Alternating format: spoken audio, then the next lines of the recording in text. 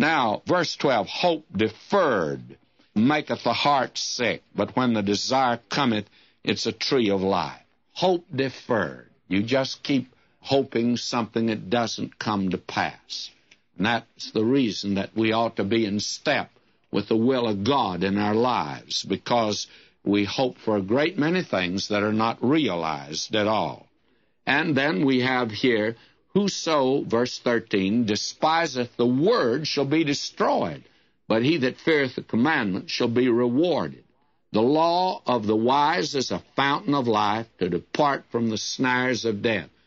Good understanding giveth favor, but the way of transgressors is hard.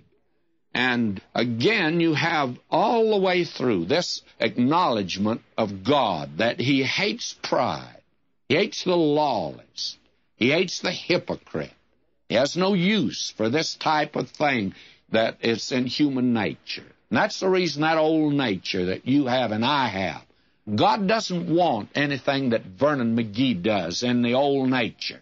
It's only what he can do through the new nature that God will accept today. And there's one thing for sure, he's not going to take Vernon McGee's old nature to heaven.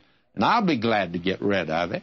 All of these things that are inherent in all of us. And God makes it very clear. He says in Isaiah 66:2, to this man will I look, even to him that is poor and of a contrite spirit, and trembleth at my word. And that's the way that you're going to have to come to God if you're going to be accepted of him. You can't come in pride. And then as you drop down into this chapter here, and I just want to lift out now a verse or two. Verse 17, a wicked messenger falleth into mischief, but a faithful ambassador is health. The thing today that's been very sad in our government is that we've had men that have had access to government secrets, to that which is top drawer as far as the policy of this country is concerned. And then the man is a homosexual, and the enemy finds that out, and he gets to him. Or the man has a weakness for alcohol. A wicked messenger falleth into mischief. And we need men of high integrity in our government today. It is important whether the man drinks or not.